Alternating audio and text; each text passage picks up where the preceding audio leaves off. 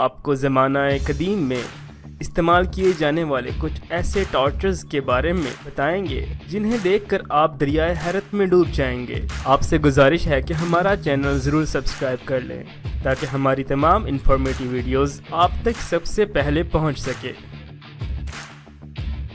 دی heretics فارک۔ یہ اوزار قدیم رومن صرف ان لوگوں کو سزا دینے کے لیے بناتے تھے جو چرچ کے خلاف تھے اور چرچ کے خلاف زہر اگلتے رہتے تھے۔ ایسے لوگوں کی زبان کو لگام دینے کے لیے یہ اسپیشل ہتھیار بنایا جاتا تھا جو کہ 2 سائڈ سے نوکدار ہوتا تھا، جس کو ملزم کے گلے پر باندھ دیا جاتا تھا۔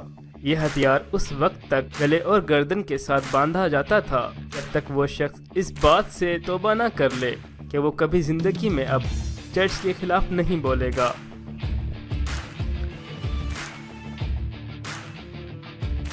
Judas cradle.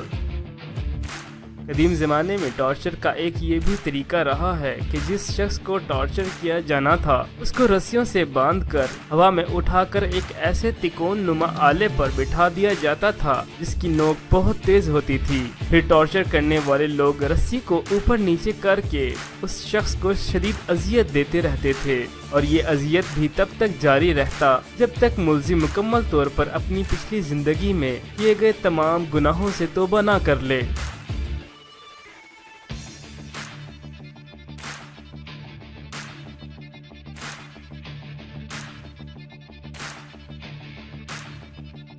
Rate torture.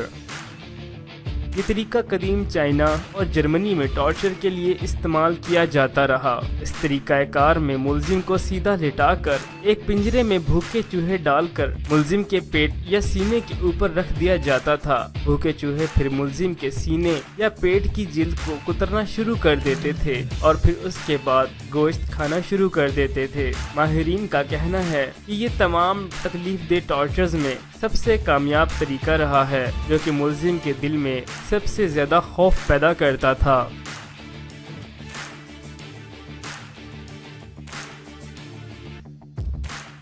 دی برازن بل۔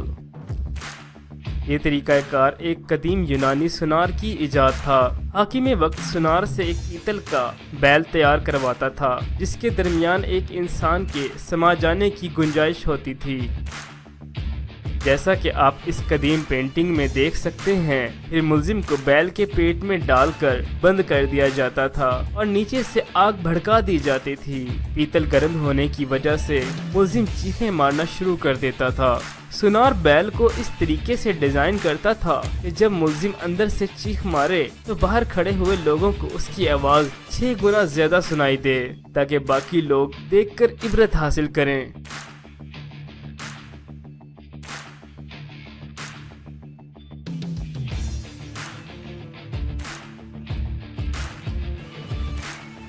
کیل ہالنگ۔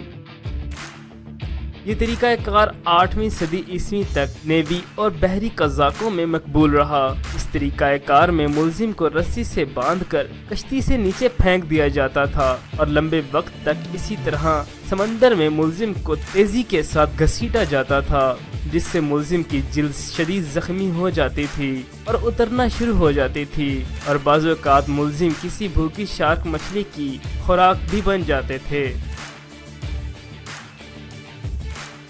دی آئرن میڈن۔ یہ ڈیوائس ایک کفن کی طرح کا ہوتا تھا، جیسا کہ آپ اس تصویر میں دیکھ سکتے ہیں۔ آئرن کے بنے ہوئے اس اسٹیچو میں ایک انسان کے کھڑا ہونے کی گنجائش بنائی جاتی تھی۔ پھر جس شخص کو سزا دینی ہوتی تھی اس کو آئرن کے اس اسٹیچو میں کھڑا کر کے بند کر دیا جاتا تھا۔ اس کے علاوہ اسٹیچو کے اندر نوکدار کیل بھی موجود ہوا کرتے تھے جو ملزم کو معمولی حرکت پر شدید تکلیف دیتے تھے۔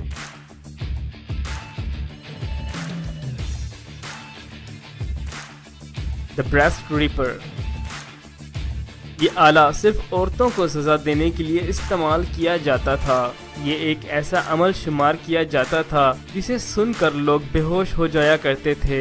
اس طریقہ کار میں سب سے پہلے ملزم عورت کو دیوار کے ساتھ باندھ دیا جاتا تھا، پھر اس کے بعد اس آلے کے ذریعے ملزم عورت کے بریسٹ کو پکڑ کر جسم سے الگ کر دیا جاتا تھا۔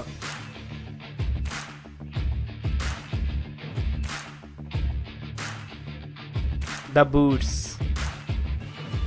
जैसा कि आप तस्वीर में देख सकते हैं, इस तरीकाकार में मुलजिम की टांगों पर लकड़ी और लोहे से बने बूट चढ़ा दिए जाते थे और दोनों टांगों के दरमियान भी लकड़ी के टुकड़े डाल दिए जाते थे।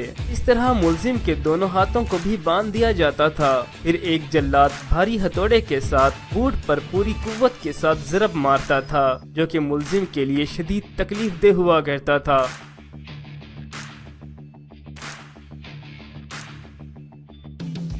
The rack.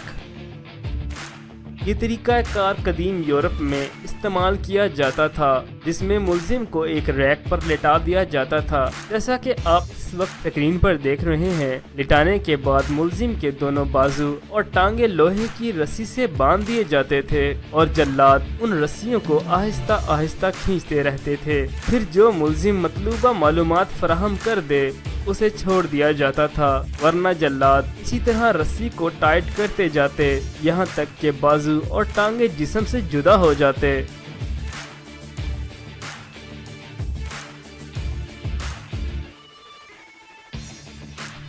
अगर आपको हमारी ये वीडियो पसंद आई तो बराए मेहरबानी इस चैनल को सब्सक्राइब करें ताकि हम आपके लिए मज़ीद बेहतर से बेहतर वीडियो बना सकें।